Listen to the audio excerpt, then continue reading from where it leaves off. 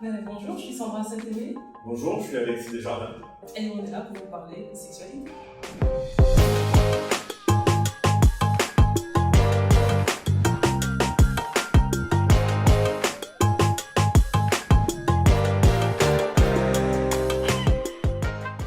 Pourquoi finalement, dans un couple qui débute, tout semble aller très bien et puis avec le temps, c'est l'inverse. D'après toi, avec ton expérience, qu'est-ce que tu peux en dire de ça? Alors dans le couple qui débute, il y a déjà la première phase, c'est la phase de l'illusion télépathique. C'est la lune de miel. Tu es beau, tu es belle, on s'aime et on s'est trouvé, on va faire notre vie ensemble et ça va être formidable. À un moment donné, on va sortir de la fusion. La fusion, c'est un mode de vie de couple qui a duré, des personnes qui vont commencer à défusionner. Et quand les personnes commencent à redevenir un, alors il peut y avoir des tensions. J'aime bien le schéma du couple fonctionnel équilibré. C'est un couple qui est construit par la réunion des deux individualités et qui vont former un ensemble qui est plus grand. Et ça, dans cet ensemble-là, on peut visiter chaque individualité. Le couple existe.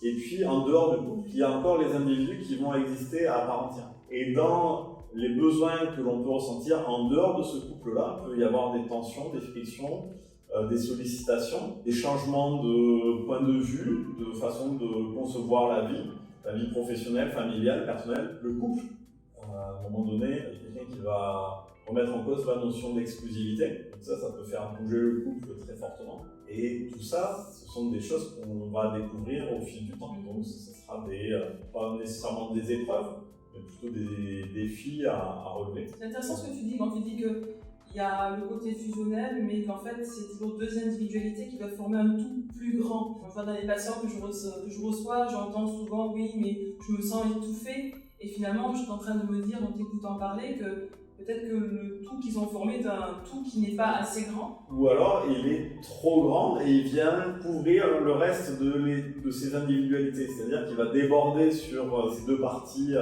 qu'ils sont individuellement et qui sont à la genèse de ce plus grand. C'est comme si le plus grand débordait et englobait tout. À ce moment-là, ils ne peuvent pas exister par eux-mêmes. Et là, il y a quelque chose qui va être pas écologique. L'écologie, en PNL, qu'on formule en gain ou en perte. Ce que je suis prêt à avoir pour moi, ce que je ne veux pas avoir pour moi, ce que je suis prêt à perdre et ce que je ne suis pas prêt à perdre. Est-ce qu'on a plutôt des problèmes de sexe qui amènent des problèmes de couple ou des problèmes de couple qui amènent des problèmes de sexe? Qu'est-ce que tu en penses? Exactement les deux. Les deux. Et pas seulement l'un ou l'autre.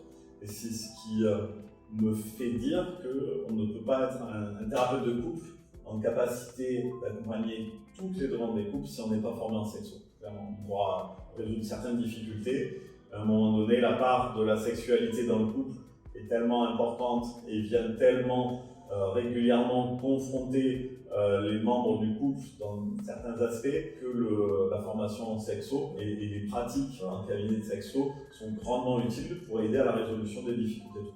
Donc tout à l'heure, tu nous parlais de la façon dont tu structures l'accompagnement de tes couples. Tu as donc des séquences spécialement dédiées à la thérapie de couple. Est-ce que tu peux nous les décrire en détail? Alors, en détail, il y a cette première séance où on va faire l'anamnèse et formuler l'objectif du couple. Ensuite, je vais voir individuellement les deux personnes, les deux membres du couple, et ça va être l'occasion, cet entretien individuel, de revenir sur ce qui a été formulé. C'est offrir un espace d'accueil parfaitement libre, parce que bien sûr on pose le cadre de la liberté d'expression, du respect et de pouvoir tout dire dans le premier échange. Mais la présence de l'autre membre peut suffire à inhiber les propos de l'autre. Donc on revient sur ça et c'est l'occasion de travail, d'échange, de recadrage sur ce dont la personne a exactement besoin pour se permettre d'atteindre l'objectif du couple, non pas son objectif personnel.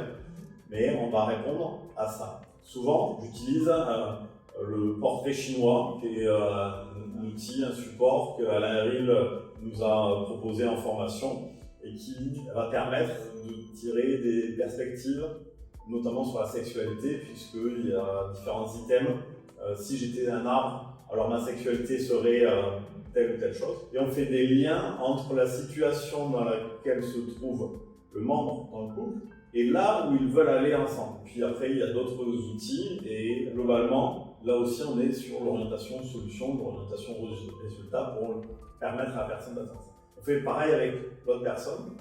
Et après, généralement, je laisse un peu plus de temps avant le dernier rendez-vous qui se fait à nouveau à deux. Et c'est le bilan. On va faire la synthèse. On va revenir sur ce qui s'est dit individuellement et surtout quelles ont été les évolutions entre les 3 premiers rendez-vous. Pour eux, ils en ont fait 2. Là, c'est le 3e. Moi, c'est le 4e puisque je les ai vus une fois de plus individuellement. Et là, on tire le trait. Qu'est-ce que vous avez pu faire? Qu'est-ce que vous n'avez pas réussi à faire? De quoi vous avez besoin? Et où vous dirigez-vous. Et c'est souvent là qu'on constate que majoritairement, les couples ils atteignent leur objectif dès la 4e séance. Tu veux dire qu'entre chaque séance, il s'est passé des choses à l'intérieur du couple qui a permis au couple d'améliorer? D'accord. Et dans ce travail-là, il y a énormément de transmission, d'échanges sur le fonctionnement du couple, de la personne, de la sexualité, et je rends les personnes autonomes. Donc, je ne vais pas leur prescrire une solution, mais c'est plutôt réfléchir avec eux sur ce dont ils ont besoin et de quelle manière ils vont pouvoir faire autrement et renouveler le fonctionnement de leur couple dans la durée. Comment s'est présentée en consultation au sein de ton cabinet cette thématique de l'infidélité? Globalement, c'est quand même encore l'homme qui se trompe. Ou qui le dit, ou qui se fait prendre. Ou qui le dit, ou qui se fait prendre.